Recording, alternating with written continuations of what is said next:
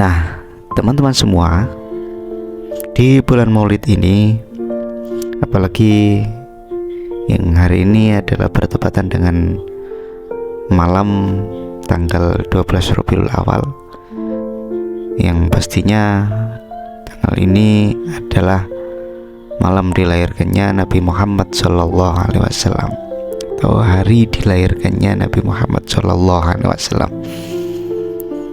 Maka hari ini kita tidak hanya sekadar merayakan kelahiran beliau, tapi harusnya juga meneladani setiap langkah-langkahnya. Mari kita jadikan beliau sebagai role model dalam setiap aspek kehidupan kita. Mari kita niatkan setiap langkah kita karena Allah. Mari kita bekerja keras tanpa kenal lelah.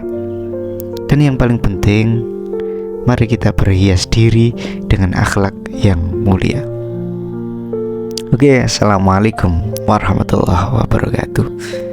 Salam sejahtera untuk kita semua. Tentunya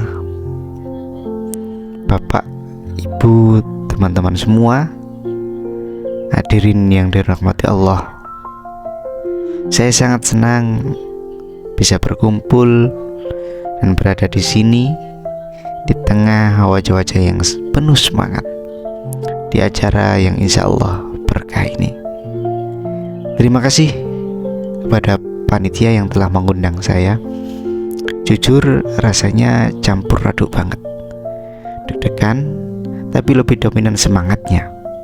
Karena saya tahu kita semua di sini punya satu tujuan, ya, meraih kesuksesan. Tidak hanya di dunia, tapi juga di akhirat.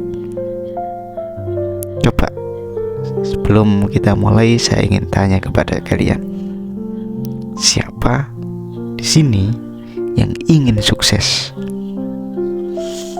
Nah, luar biasa. Ini saya kira kita semua pasti ingin sukses. Dan untuk pertemuan kali ini kayaknya kita punya vibes yang sama, frekuensi yang sama. Nah, tapi sukses itu apa sih? Nah, definisi sukses bagi setiap orang ini bisa berbeda-beda. Ada yang bilang mungkin sukses itu punya rumah mewah, punya mobil sport bagus, punya uang banyak, punya jabatan tinggi, macam-macam. Kan ada juga yang bilang sukses itu bisa membahagiakan orang tua, atau punya keluarga harmonis, atau bermanfaat bagi banyak orang. Nah, semua definisi itu benar. Tapi untuk kali ini coba izinkan saya berbagi cerita tentang sosok yang definisinya tentang sukses itu jauh melampaui apapun yang kita bayangkan. Sosok yang namanya selalu disebut dan dirindukan, apalagi ketika memasuki bulan Maulid yang mulia ini. Ya, siapa lagi kalau bukan beliau, baginda Nabi Muhammad SAW. Kesuksesan tanpa sekedar harta. Bapak, Ibu, teman-teman sekalian, kalau kita bicara soal Nabi Muhammad SAW, kita seringkali fokus pada perjuangan dakwahnya, mukjizatnya, atau akhlaknya yang mulia. Tapi pernahkah kita melihat beliau dari sudut pandang seorang leader yang sukses? Melihat dari sudut pandang seorang pebisnis yang sukses, melihat dari sudut pandang seorang kepala keluarga yang sukses.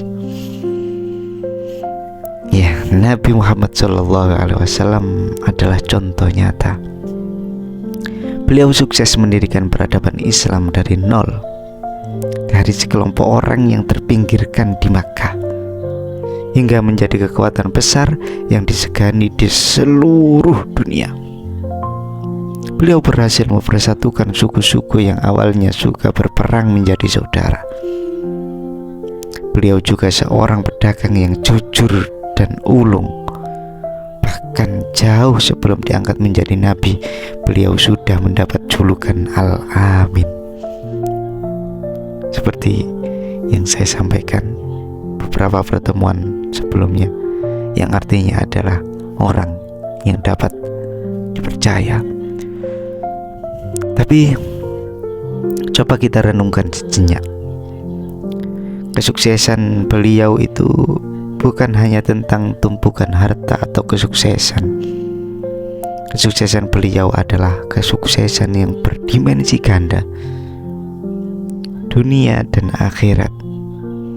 Beliau tidak hanya berhasil secara lahiriah, tapi juga berhasil menaklukkan hati jutaan umatnya hingga kini.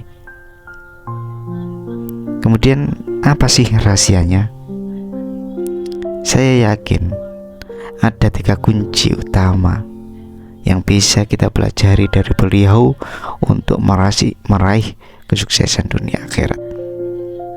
Versi saya, ini kuncinya ada 3 ya.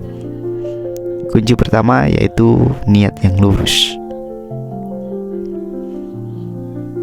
Semua yang Nabi Muhammad SAW lakukan, niatnya hanya satu, karena Allah Subhanahu wa Ta'ala.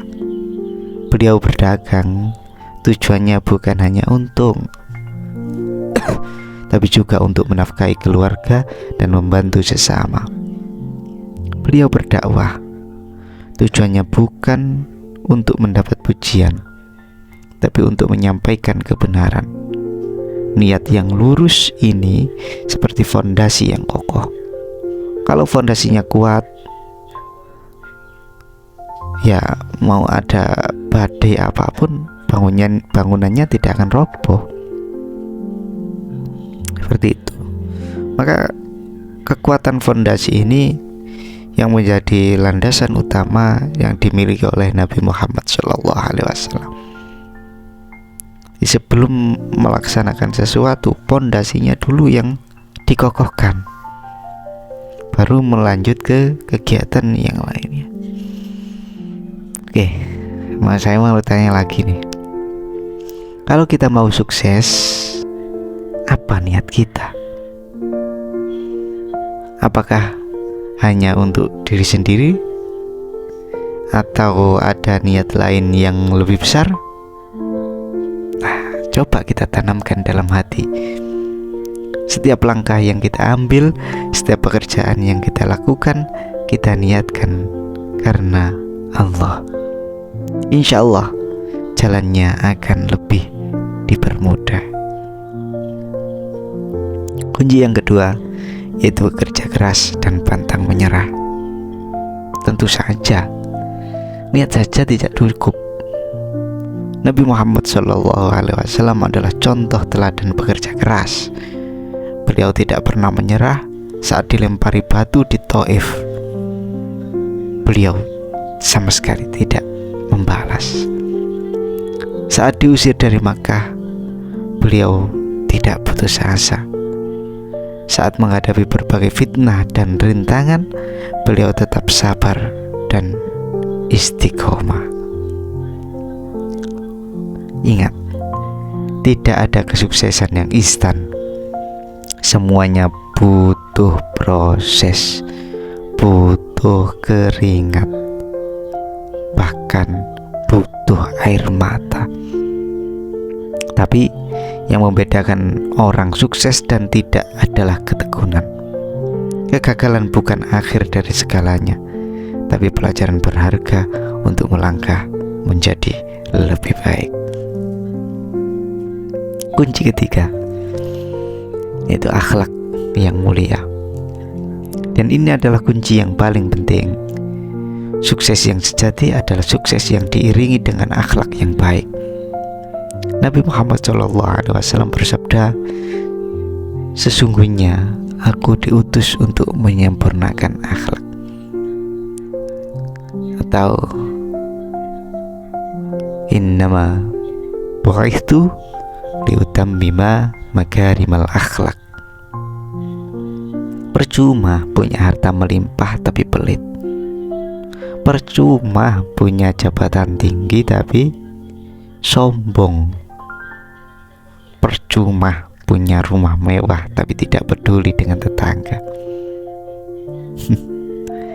Tapi Nabi Muhammad SAW mengajarkan kita bahwa kesuksesan itu tidak akan sempurna tanpa kerendahan hati, kejujuran, dan kasih sayang. Nah, beliau adalah contoh nyata. Bahkan kepada musuhnya sekalipun beliau tetap menunjukkan kebaikan. Nah, teman-teman semua, di bulan Maulid ini kita tidak hanya sekedar merayakan kelahiran beliau, tapi juga meneladani setiap langkahnya. Mari kita jadikan beliau sebagai role model dalam setiap aspek kehidupan kita. Mari kita niatkan setiap langkah kita karena Allah. Mari kita bekerja keras tanpa kenal lelah.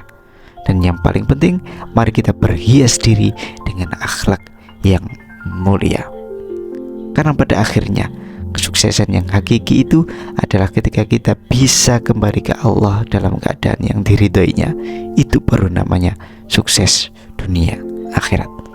Semoga kita menjadi pribadi yang sukses dunia dan akhirat. Dan semoga ini semua menjadi ilmu yang barokah dan manfaat. Dari saya, terima kasih. Sampai jumpa di lain waktu. Wassalamualaikum warahmatullahi wabarakatuh.